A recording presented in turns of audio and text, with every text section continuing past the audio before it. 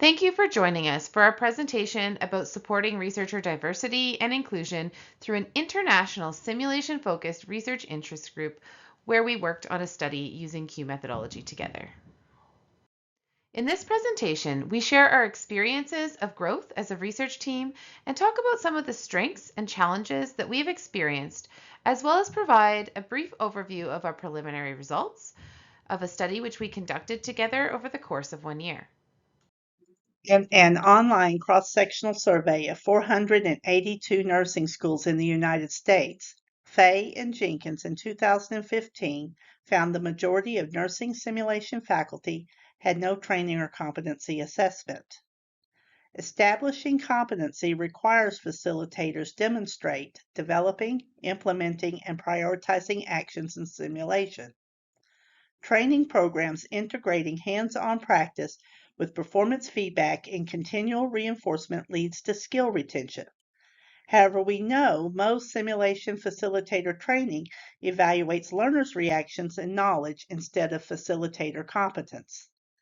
Providing inadequate facilitator competency assessment could be a missed opportunity for healthcare education, ultimately affecting care quality and patient safety. Layton's Facilitator Competency Rubric, FCR, grounded in novice to expert theory, provides a holistic framework to evaluate simulation facilitation. The FCR has 5 concepts representing simulation preparation, pre-briefing, facilitation, debriefing, and evaluation, which are broken down into 29 components with behavioral descriptors. Within the FCR, each component is rated from beginner to expert, with higher scores representing expertise. The FCR has established validity, test-retest, and inter-rater reliability, and was the first holistic tool to evaluate and guide simulation facilitator skill development in either formative or summative self-assessment or independent observer evaluation. What is missing in simulation professional development literature, however, is a roadmap for novice facilitators to prioritize competency development.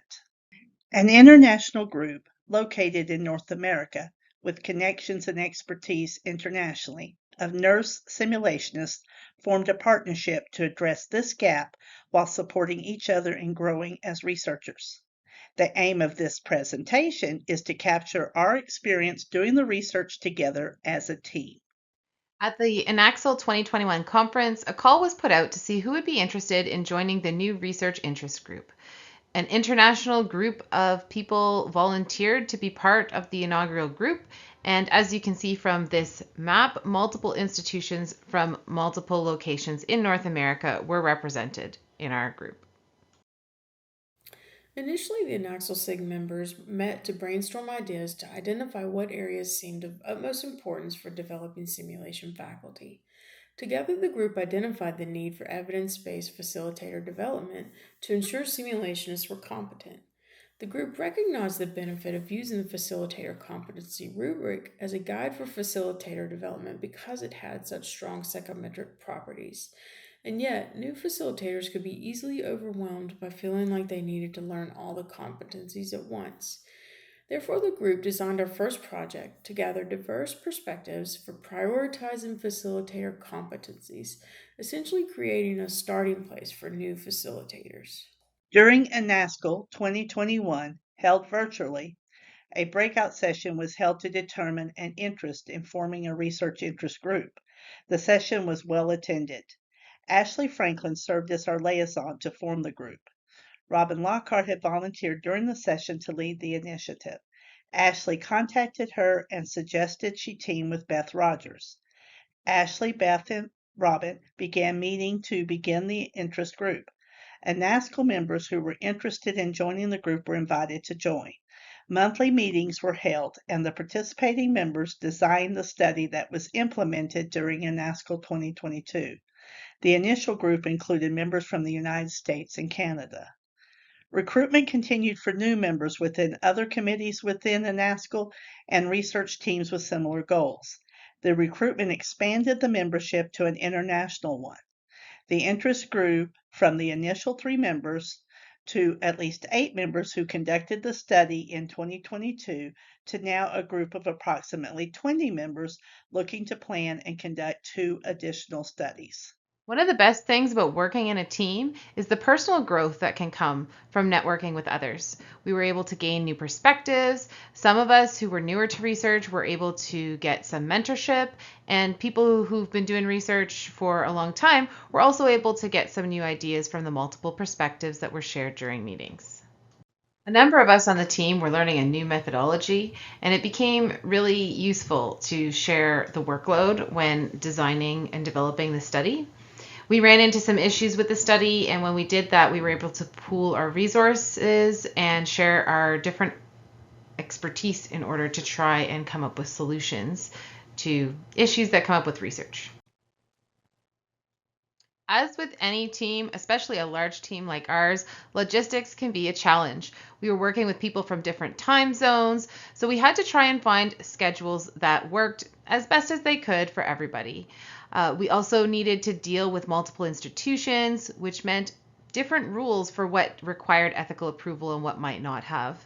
There were a few technological barriers that were solved fairly easily, but one of the things that we had to negotiate at the very beginning was how we were going to organize and share files. For some team members, that meant learning a new file sharing platform. Communication is so important when you're working in a team, and it takes time to develop good communication. For some of us who had had some difficult times with teamwork in the past, it took a little bit more time to build some trust. We also were challenged by long breaks between meetings. Meeting monthly was good because it didn't pressure anybody to work too fast, but also create some disconnect between meetings. A number of us are from different cultures, so we had different communication styles. Some people are more direct than others, and that took a little bit of getting used to. We were able to integrate diverse perspectives, which took time and can be a challenge sometimes, but ultimately resulted to a higher quality research study. And we were able to grow together with working through some of the uncertainty as we developed our team. Our experience shared commonalities with other groups who experienced similar challenges and benefits. In the end, we feel that the benefits of our collaboration outweigh the challenges, and we are proud of what we have accomplished.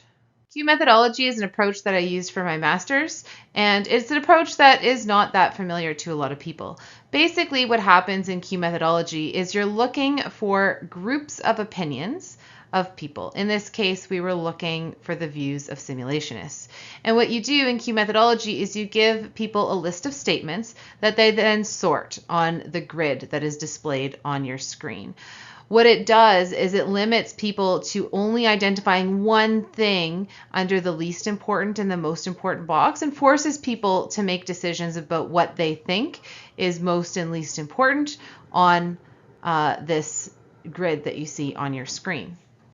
We hoped for participants from varied backgrounds, as we recognized that what might work for traditional colonial ways of teaching learning might not fit diverse faculty and students. We found a wide range of differences between years of experience, types of simulation modalities used, and the number of hours worked each week in simulation. Most participants were nurses with over 25 years of experience and at least 4 years of experience in facilitation. Most worked in a non-accredited simulation center and had experience in both in-person and screen-based simulation. This research aimed to describe grouped participants' consensus and distinct views of the most important facilitator competencies for developing simulationists. We are in the process of preparing our findings for publication, and we'll be presenting them at the INAXO conference in June. What we found is that across the people that completed the Q sorts, there was a consensus that promoting psychological safety is something that simulationists need to learn how to do.